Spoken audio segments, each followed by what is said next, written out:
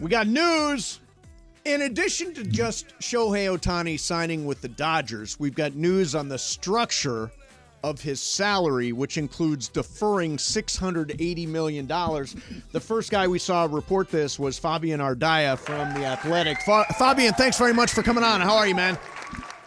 I'm good. Not deferring $68 million this year, but I'm doing all right. Yeah. So this is unprecedented, right? I mean, nothing.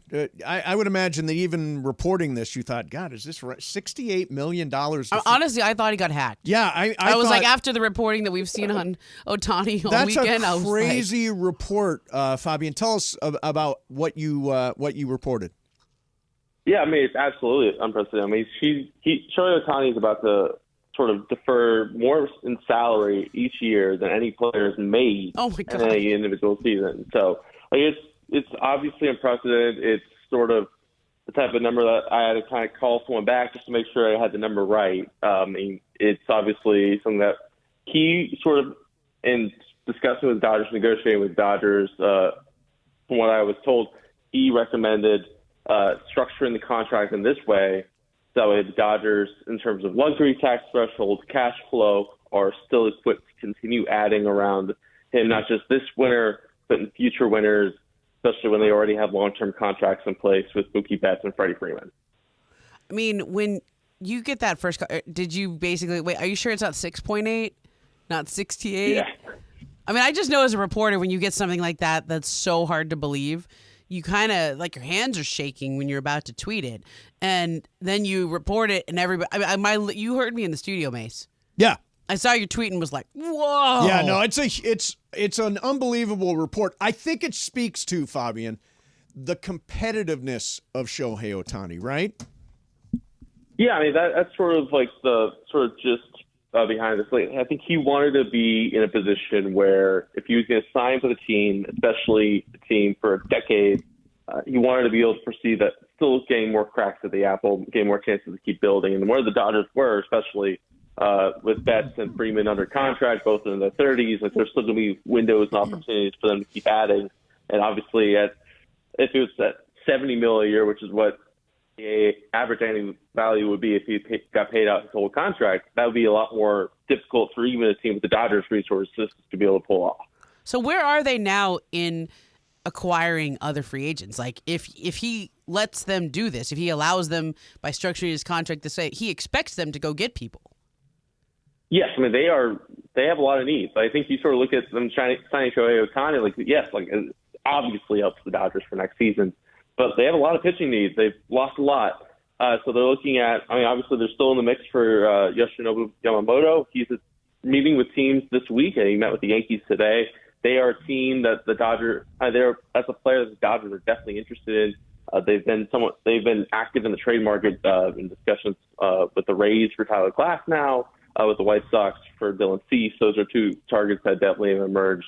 I think they're in a position where they can still go out and make those moves, still go out and be aggressive on the market and really address those moves for next year, especially on the pitching front. And I think that's sort of part of why Ohtani wanted to structure things this way. Fabian Ardaya from The Athletic is with us, Mason in Ireland, 710 ESPN. So let's talk about Yamamoto. There are reports that Yamamoto's favorite team when he was growing up was the Dodgers. Does signing Shohei Ohtani give them any edge in the race to sign Yamamoto? I mean, I think it doesn't hurt just to have a recruiting pitch. I think Yamamoto's representatives have made clear that he doesn't have a problem sharing a team with a Japanese player, which is something that with certain Japanese players over the years, like that's sort of been the understanding is that would maybe be an inhibitor. I think if you're looking at a guy like Yamamoto, like he's obviously going to have a lot of interest from a lot of teams, the Yankees, the Mets, teams with resources to be able to spend. The Dodgers are at least able to be in that ballpark now just because they still have so much cash flow, and they're currently technically projected to be under the luxury tax as they currently stand right now. Obviously, they won't be under the luxury tax. They're going to keep spending, but based off of what the expected AAV figure for Ohtani's contract is, they would be barely below that first threshold, about $15 million or so below that first threshold as it stands right now. They still obviously have needs to address. Fabian, is the one thing we know about his free agency was that it was secret. It was top secret, except with Dave Roberts. It was top secret. So How is he going to deal with? Do you have a sense for how he's going to deal with sort of the anonymity of being in Anaheim shifting to being in the spotlight at Dodger Stadium? I think that's still to be seen, but I think there's something to the fact that he's not the only superstar on the Dodgers. Obviously, he's the highest paid superstar and the biggest name, but he does share a clubhouse now with Mookie Betts and Freddie Freeman. In Anaheim, he shared a clubhouse with Mike Trout and Anthony Rendon. Like, he has been surrounded by superstars, which helps a little bit, I think. I think the Dodgers, especially at the point with Betts and Freeman, those are both guys who started their careers elsewhere, came to L.A., signed long-term. I think that maybe those guys are already kind of viewed as hired guns, and I think Ohtani is just sort of the latest in the list. And I think that maybe helps the transition a little bit easier. Okay, so big scoop today for you.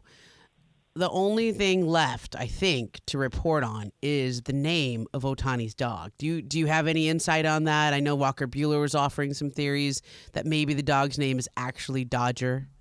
Is there anything? Nothing today. I think once the deal is official and there's a press conference, I'm sure that's a question that's absolutely. Do you think somebody will really ask him the name of his dog? Absolutely. He brought it to us. Absolutely. Yeah. You'll ask. Will you do it, Fabian? Will you say, what is the name of your dog?